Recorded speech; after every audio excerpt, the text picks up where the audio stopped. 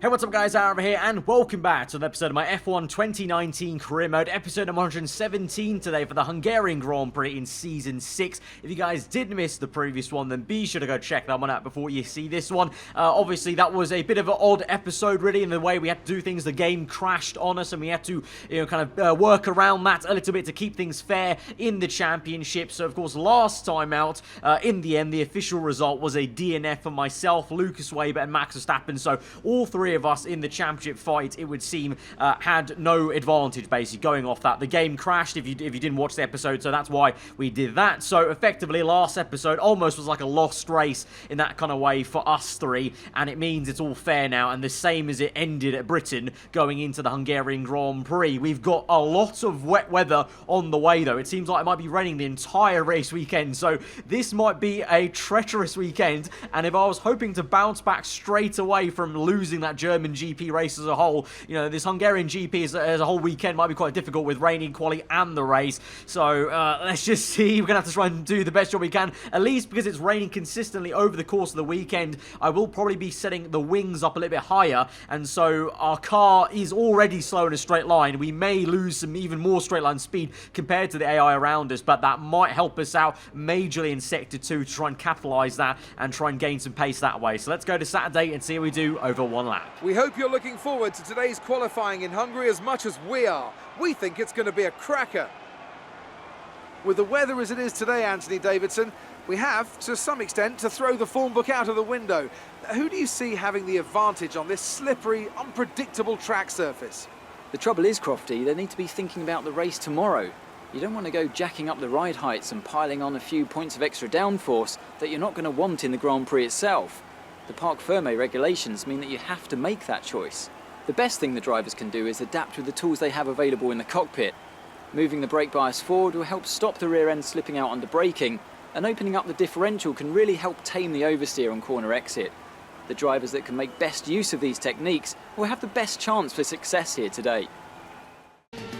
Alright, so as we round out the final corner to start our first line lap in this qualifying session, setting the differential down as low as we can to try and get some traction on the rear end. And you can see clearly the rain is falling down very consistently here at the Hungaroring. Intermediates though, so not full wets thankfully, although to be fair on this game, sometimes I'd rather there be full wet conditions than in intermediates, because intermediates can be so tricky, especially when you're kind of moving from dry to wet. But in this qualifying session at least it's quite steady on and going to be intermediates for the entire time. So our first fly was an okay lap, I think. We're down to what is P7 at the moment as we go on through this lap. We were P9, but then we moved up to P7 somehow. I've only just realised there, as a few people, I guess, have their times deleted, or I'm not too sure really. It's kind of like what happened in Austria with Lucas Weber, but we go across the line for that second flyer, up into P2 that is. Devin Butler, though, doing a great job at the moment, miles ahead of the competition and provisional pole position, so it doesn't look like anyone might be touching Devin Butler in that Red Bull car, because he's 8 tenths ahead it was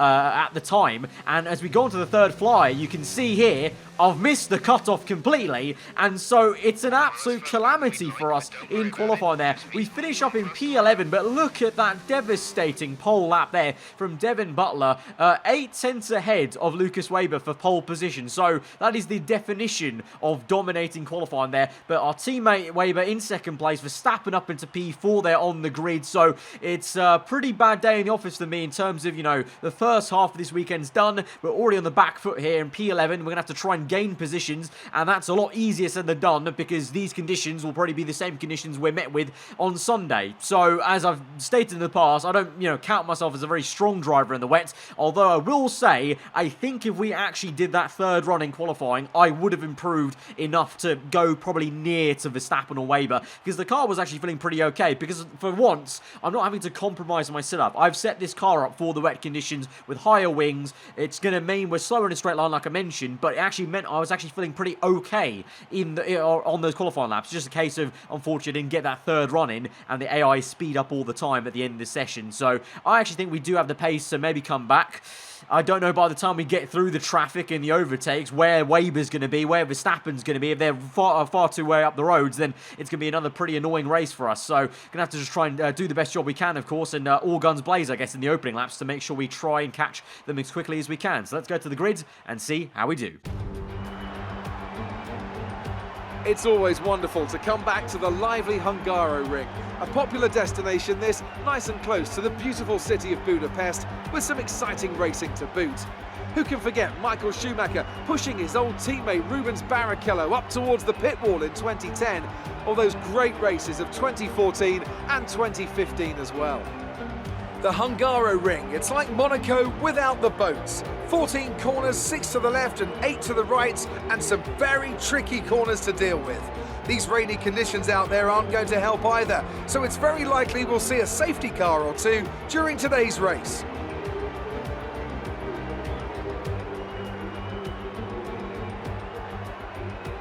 Anthony Davidson joins me again for the race today. Now, let's start with the obvious topic, Devon Butler. That was a great win in the last race. Can they keep that momentum going this weekend? It's hard to say. Devon's a very talented driver who likes to push the car to the limits, but he doesn't leave himself very much margin for error, and that's cost him in the past. If he can avoid expensive mistakes though, I think we could see another great result from him. It's time to take a look at our starting grid for today's race. Devon Butler put in a fantastic lap yesterday and will start from pole position. And starting alongside is Lucas Faber. Looking at the rest of today's grid, we have Stroll, Verstappen, George Russell and Perez, Ricciardo, Norris, Hamilton and Charles Leclerc. The engineer, Kvyat, Nico Hülkenberg and Raikkonen. Vettel, Gasly, Antonio Giovinazzi and Roman Grosjean. Bottas and Kevin Magnussen fills the last spot on the grid. Now it's almost time to lights out, so let's go down to the track. Well, here we are then on a very wet grid for the Hungarian Grand Prix. You can see there the wet weather will be with us the entire time, and it'll be all intermediates, all green on the walls of the tyres. So we're going to lower down the fuel because, of course, in the wet conditions, you don't use the ERS as much and the fuel as much. I definitely will probably not be running in rich mix all the time, probably just only on the straights to try and help our straight line speed, but then try to go down to standard to try and pick up some traction in the corners. But like I mentioned just before with the qualifying results section, I think need to go really aggressive in this first part of the race, because if I take too long to overtake these cars, which I am confident I can do, because like I said, the car felt good on the qualifying laps I did, but if I take too long, Weber and Verstappen, like they have done before in previous episodes of this season, they may just be in a world of their own, basically, down the road by like 20 seconds, so we need to get a move on here, but, you know, being the wet conditions, it's very easy to make a mistake, very easy for the tyres to just go all out of shape, so let's just take that with a pinch of salt, but that's the aim then today. So with that, we load in and we're raring to go as we go towards 5 red lights. The Hungarian Grand Prix from P11 on the grid. It's an intermediate race.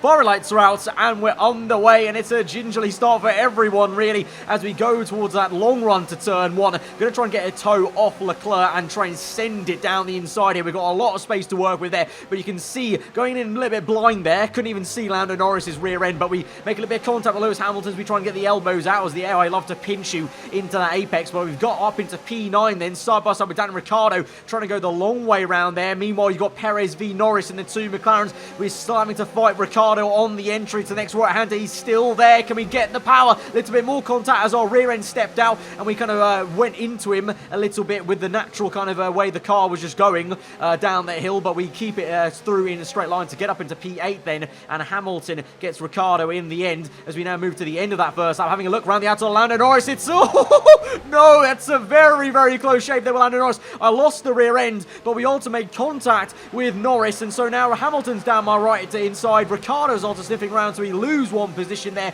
That was a bit too eager for me. That was my kind of, you know, I wanted to be aggressive there, but that was just way too eager on the right-hand side of that left-hander, and in the end, I just got the traction all wrong, and now having to try and re-overtake Hamilton, it's not working out for me now, because Ricciardo switchbacks me and gets the place. We've now got Kimi Raikkonen also joining in the party, the Alfa Romeo here, so it's going from bad to worse. I just keep on trying to overtake cars, but they re-overtake me, and you can see right now I'm definitely getting a little bit flustered in the cockpit at this stage of the GP. I've tried to be aggressive, but it's just really not worked out. You can see now the front left tyre also cooking a little bit on internal carcass temperature, so I'm having to go a little bit slower than I want to be pushing this car at the moment, trying to cool down that tyre, and in turn backing Hamilton up basically, and also giving Ricciardo some room up ahead, which is annoying to say the least, but we need to kind of go slower to go fast, if you know what I mean. You need to cool down the tyre before you can start pushing again. So that's what I mean by, the tyres can just be so out of whack in the wet conditions here. So that's what makes driving on intermediate so difficult. Meanwhile, whilst I'm struggling on my tyres, Lucas Weber sets the fast lap of the Grand Prix, and I believe is actually leading the way ahead of Butler now in this Grand Prix. We move on to lap number 4 though, and now we're going to start making some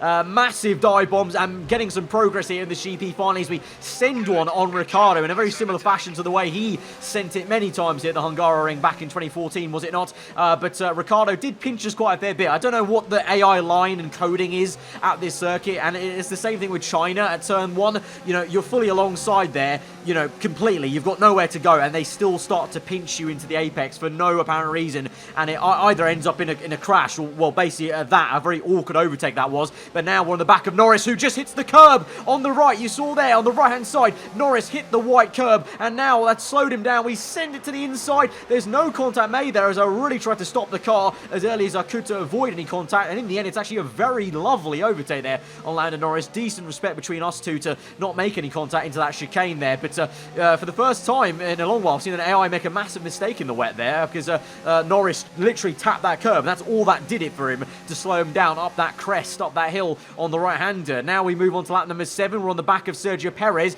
Thankfully, look at the minimap there. Lucas Weber, although he's leading the way, the gap he's got to Butler is not too great there. So the kind of top 7 here are still very much within, I would say, what's that, 5-6 seconds? So not too bad. And now look at this, a lovely little move on the outside to the inside of with Sergio Perez there. We're side by side down the hill now, up the hill crest to the end of the sector into sector 2, and we get the job done. Just about keep the car in the kind of track limits, I guess, a little bit off, but we make it work, and that was a glorious little overtake actually. Yeah, the very, very last minute to go round the outside down the hill of Perez, but we make it work, and now we're up into P6. And now lap number 9, we find ourselves right on the back of Max Verstappen there. Perez now really struggling to keep up with us, and Lando Norris even more so. And up ahead, it's a bit of a train now. Verstappen, Russell, I think that's Lance Stroll in the first of the Red Bull cars, and then Butler is in second place, still pressurising Lucas Weber. But as we move on to lap number 10, we're going to absolutely send it on Verstappen there. Lock up on the front right, but Verstappen goes wide himself. And so in the end, I thought I was basically wincing in the cockpit because I thought I was going to make some horrendous contact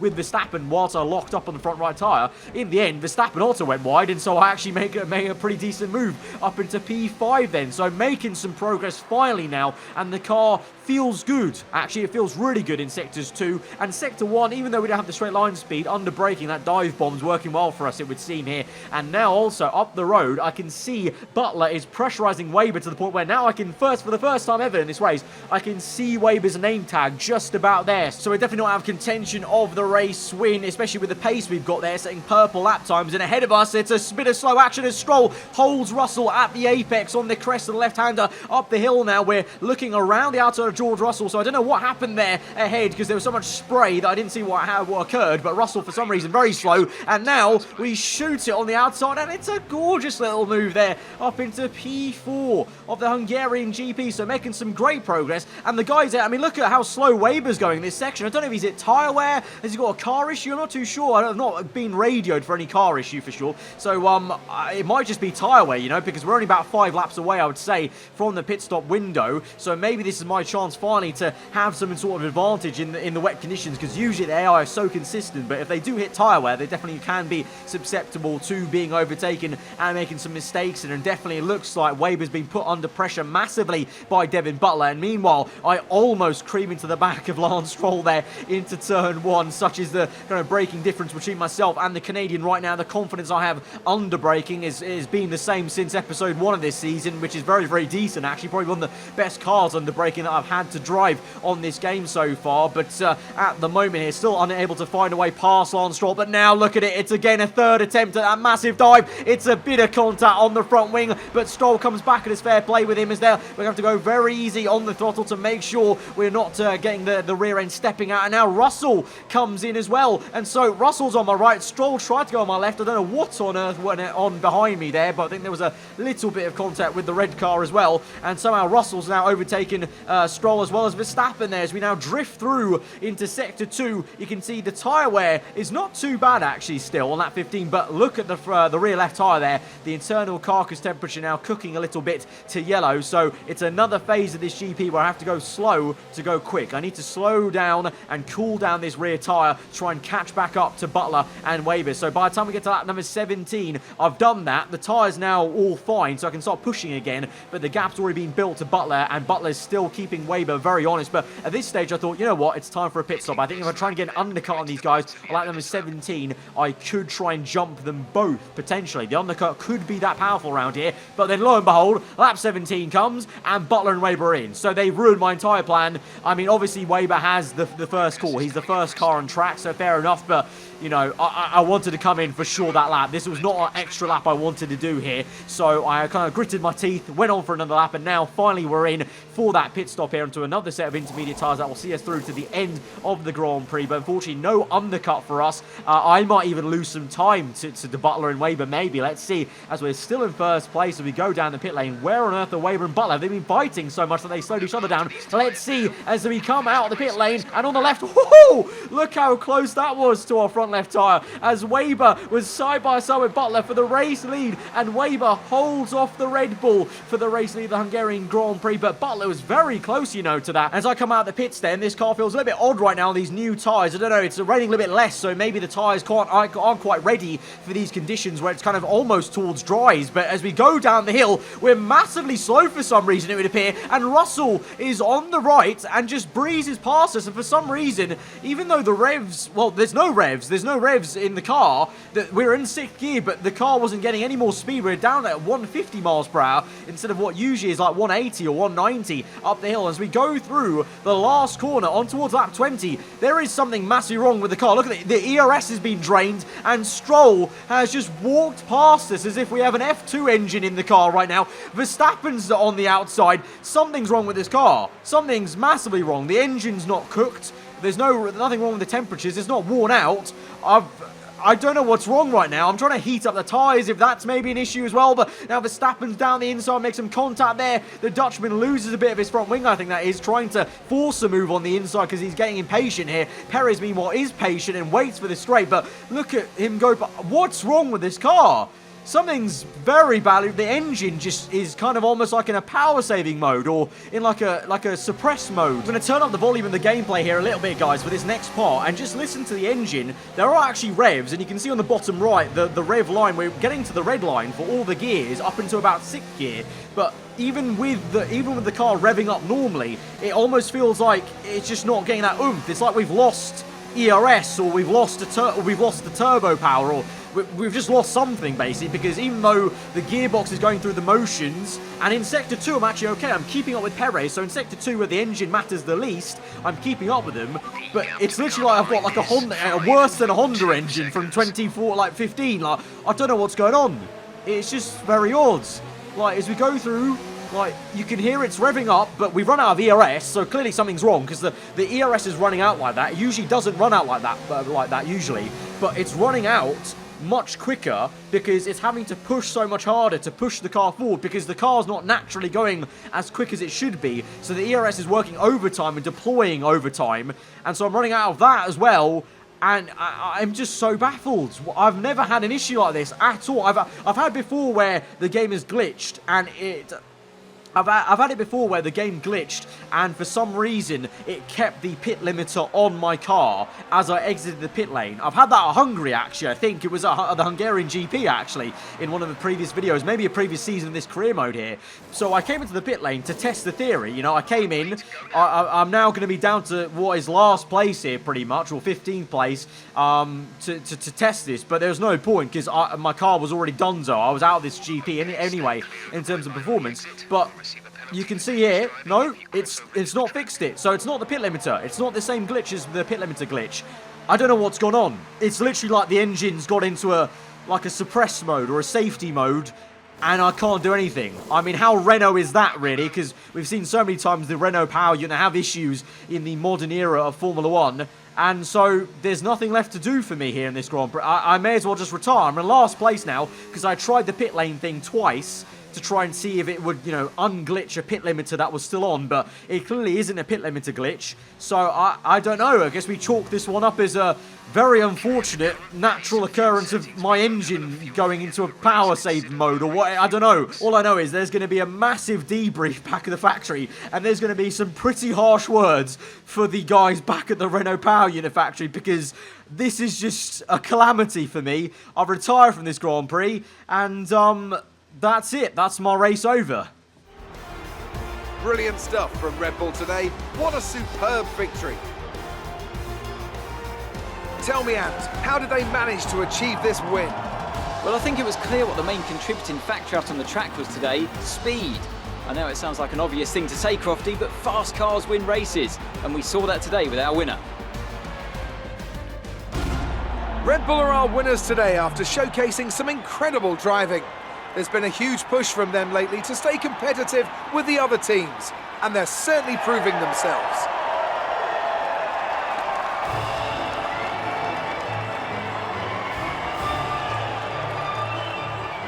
I've got to give a massive thank you to Red Bull then at the end of that race, because Devin Butler went on to win that one and Lance Stroll got second place. So 1-2 for Red Bull. They did me a solid there of putting Weber down to third place at least to only get 15 points, but it's still 15 points more than I scored. Verstappen got P6 in the end, so even he gets points on me. So we are now once again on the back foot. We're not as bad as we were with, what was it, 43 points? I think we're behind after our French Grand Prix crash. This is still 30 points. That's still a fair amount, really. And we're now in the last half of the season, you know?